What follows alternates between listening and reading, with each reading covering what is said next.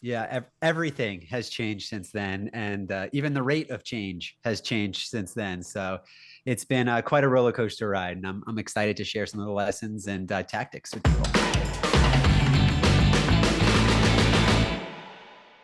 Well, you just sold Connected Investor and now that must have been an exciting event. Yeah, I use my real estate investing to fund a tech company, and then I built my tech company to several million users, to some really good recurring revenue, and I sold it to a Fortune 100 company, First American, stock symbol FAF, $8 billion company came in and loved what we were doing, and they were the perfect person to buy us because everyone in the industry buys all their data from First American. Any of the streaming platforms, the estimate they Hmm. are the creator of data. They like, if data is oil, they're the ones who's like drilling and manufacturing it and selling it to all the other gas stations out there. If that analogy makes any sense. So yeah, they wanted to be able to be on the front end of the data, and they saw what we did and made me an offer I couldn't refuse. Investor, I just remember, is more like a lending platform, but it was much more than that. Can you talk a little bit more about what problems that solved and kind of where it went from there? Yeah, and I'm not part of it anymore, but the company that bought me is investing so much money in it. So if you used it in the past, I mean, go back, check it out. Everything is getting better because they can just put the type of money into things that I couldn't spend $1 million for UI, right? But they can. Anyway, so Connected Investors started out as a social networking platform for real estate investors. Essentially just a way to be able to search certain locations to find investors that did certain things, kind of like a big social networking buyers list, if that makes any sense. All the questions you ask people, hey, where do you buy? What are you interested in? What type of deals have you done? We kind of created a social platform around that. It wasn't so much of a forum, but there was kind of a feed in there. And then through that, Michael, because I had access to the network, I saw what everyone was talking about. And this was in a different cycle in the market when funding was really hard to obtain. So, long story short, I became friends with the CEO of Lending Tree through Connected Investors, as a matter of fact. And we were both training for an Ironman triathlon. And we were talking about how real estate investors got capital back in 2000, 15. And he was like, that seems really inefficient. That's how it was for primary mortgages prior to Lending Tree. So with his mentorship, I basically just recreated a Lending Tree type platform for private and hard money lenders within the Connected Investors platform. So you can press a few buttons and be on the phone with a verified private or hard money lender, and they would compete for your business. So that solved a really big problem for a lot of real estate investors. And it still does today. It's through Connected Investors or privatelenders.com was that side. So first we wanted to figure out how to connect people. Then we brought kind of the money to the table. And then we bought all the data and started bringing the deals to the table. So we got really good at solving like one problem at a time. I feel like our disruption, we really disrupted lending. That's where we did a great job.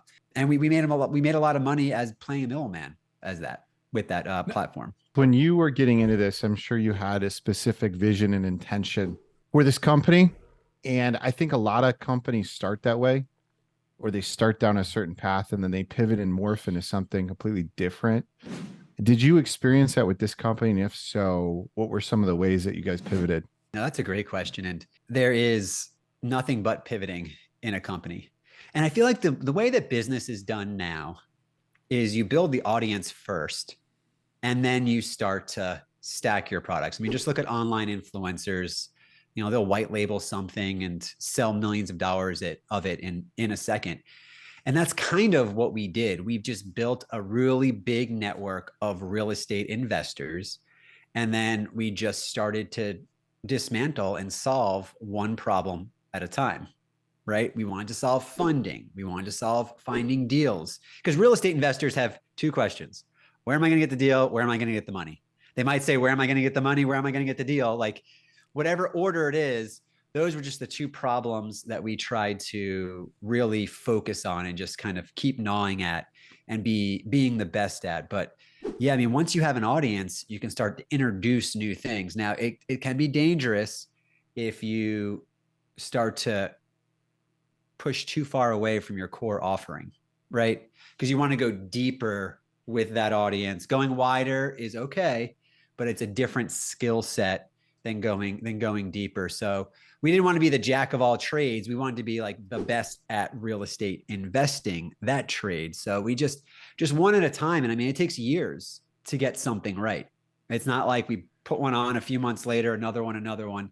It was years and years, each of those blocks to build on. Must have been cool and satisfying to not only scale the company to a high level, but then sell it to a Fortune 500 company. What are some like some key lessons that you learned over the decade of running Connected Investor? No, that's a great question. And whenever you're building a company, it's like building it to sell is important. You're either building it to sell or you're building it to step out of. You always should be trying to eliminate yourself over time, because no matter how much you love to do something, at some point you may not be able to do it, or you may just be sick and tired of it. So it was really nice because I almost sold to Lending Tree, as a matter of fact. And that was when my eyes opened up to, oh my gosh, I need to make sure I'm positioning my company to sell.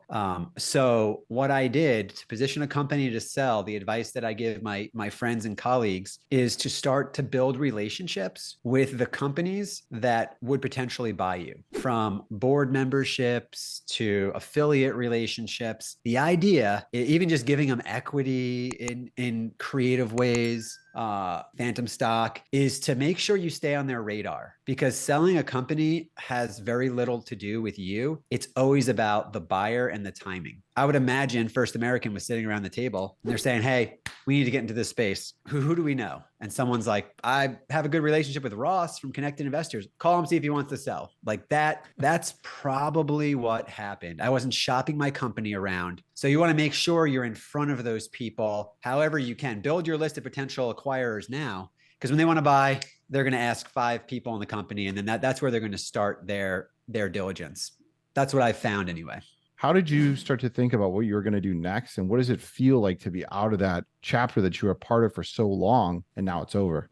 Yeah, no, that's a great question. And, this is the same type of thing for athletes. I was on an athlete podcast, and athletes go through that same type of thing as well. And a few really good strategies. One of my mentors shared with me something they call the lifeboat strategy. It's when you use your big company to start a smaller company, right? To kind of get it up and running. And when you sell your big company, you have another boat to kind of step onto. That was my real estate investment and my lending company. So I didn't jump off the boat and have nothing to do. I had a big real estate portfolio and a little lending company as well. So there's the lifeboat strategy that was really important. And also, I got into real estate maybe for the same reason that you guys did, or a lot of your people that watch this podcast. I read Rich Dad Poor Dad, right? Started out with Think and Grow Rich. That's where I got all my habits. And then I found Rich Dad Poor Dad. And then I just jumped into real estate. And he said something. He said, when you sell, just take a year off. Like, don't jump right back in. Let your mind spool down, take a few deep breaths. And that's really, really challenging for a lot of entrepreneurs, especially someone who's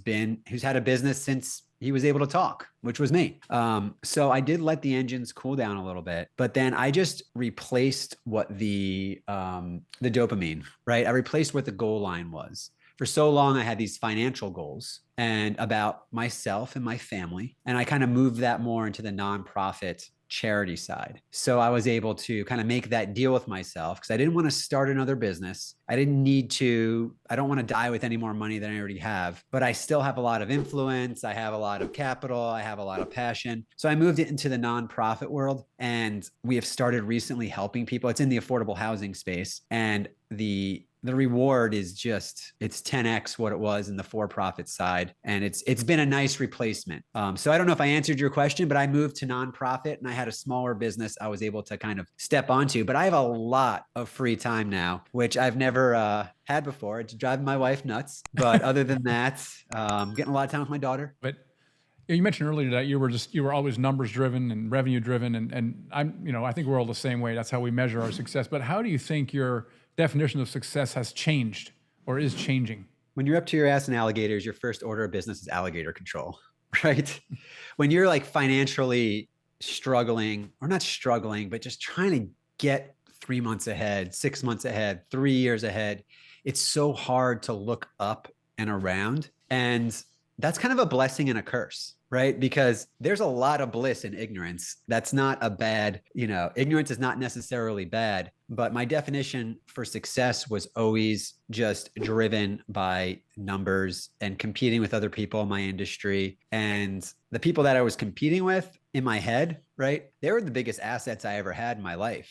Like the people that gave me the hardest time, my biggest competition is the reason I sold my company. Like all of these things come into play. So competition is really good. But now I'm kind of moving it from income to impact. And I'm not saying that I couldn't have done the same thing, in one time. And some people are lucky enough to find that. And we did impact people with connecting investors. We help people make money. There's just a different type of impact. Now I'm purely measuring, impact, the generational impact of things. With charities, you have to be able to show, the ripple effect of positivity for certain grants and stuff you can get like that. So just long-term impact outside of my own household is what I'm looking at. And I made a mistake probably of not focusing more on that earlier, but I spent the first 40 years of my life on me and my family. I'll spend the next 40 years helping everyone else. It's kind of my goal, the deal I made with myself.